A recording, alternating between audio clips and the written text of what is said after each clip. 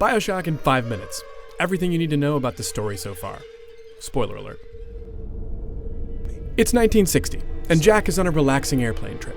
It was back in the good old days when you could still smoke on the plane. But he barely had time to enjoy that rich, smooth flavor. The jet crashes in the Atlantic and Jack's the only survivor. He swims to a lighthouse where a bathysphere awaits. Strange lighthouse in the middle of the ocean with an ancient submersible inside? Oh hell, why not? Jack pulls the lever and goes under the sea. But this isn't a Disney movie. But that is a big mistake. Instead of talking crabs and hot mermaids, the first thing Jack sees is a grisly murder.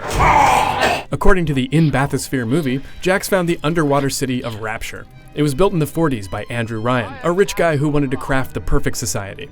What could possibly go wrong? For starters, everything. His utopia is now a nightmare. Jack is still drying off from his bathysphere when he's contacted by an Irishman named Atlas. Atlas wants to help Jack survive, but it's not going to be easy. I'm Atlas, and I aim to keep you alive. See, the scientists of Rapture found a special sea slug whose stem cells could rearrange human genes. They called this stuff Adam and started injecting themselves with it. On the plus side, they got superpowers. On the minus side, it gradually ruined their bodies and drove them insane. We'll be no better off with a metal daddy, little fish. The folks that use Adam are called splicers, and the ones who aren't dead are bloodthirsty and batshit crazy. Get out of there! Get out now! Atlas agrees to help Jack escape, but Ryan has other ideas. The paranoid old man thinks Jack is a foreign agent. So tell me, friend, which one of the b****s sent to you? So he orders his splicers and machines to take him out. Luckily, the people of Rapture built a series of tubes into all their surveillance cameras and machine guns, so with some patience and cursory knowledge of fluid dynamics, Jack can hack into them and turn them against the splicers. But he'll need more than that to survive in Rapture. Enter plasmids. These genetic add-ons give you sweet powers like lightning hands and the ability to send swarms of bees at your enemies. Oh, no, not the bees! Not the bees!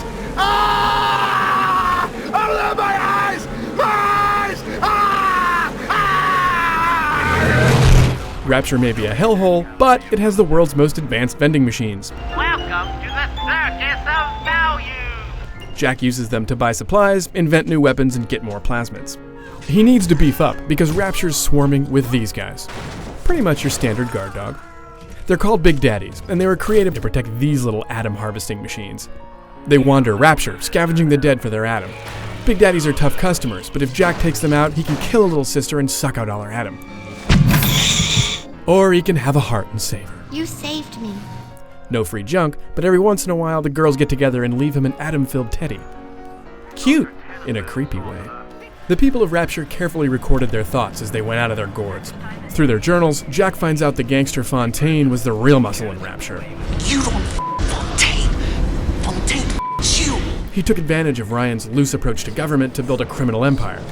Ryan thought he killed Fontaine in a shootout, but the gangster re-emerged incognito as a freedom fighter. He led a revolt against Ryan, and the result was a civil war that spun out of control.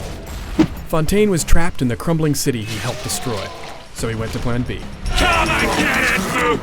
2 years back, Fontaine had acquired the embryo of Ryan's illegitimate child. Dr. Tenenbaum, the scientist who originally unlocked the secret of Adam, grew the kid to adulthood in just 2 years. Then Fontaine sent the genetic freak to the surface to wait for instructions. Turns out that freak is you, Jack Ryan. Jack was programmed to return to Rapture and come to Fontaine's aid. Jack crashed that plane, and his Ryan family genetic code allowed him to breach Rapture's security. And that helpful Irishman, Atlas, it was Fontaine all along, using Jack as his pawn. Every time Atlas says, Would you kindly? he's actually giving Jack subconscious commands. You could say this news was a shock to Jack's system. He kindly helps Ryan with his golf swing. Juices! Then he hunts down Fontaine along with Tenenbaum, who goes all Oprah. With the help of her and the little sisters, Jack dresses up as a big daddy to get to Fontaine. He's so hopped up on Adam, he looks like the guy on the cover of Atlas Shrugged. See what they did there? But he looks scarier than he is, and Jack takes him out. Then it's up to the surface to live happily ever after. And just like real life, Jack's happiness is determined by how many little girls he's killed recently. If he saved most of the little sisters, he ends up adopting them and paying for their college. And they all get married on the same day. If he took most of them out, he turns all evil and everything goes all Hunt for Red October. Either way, Rapture will survive, and the bad guys are dead. And now that the bosses are gone, the people of Rapture can finally party in peace.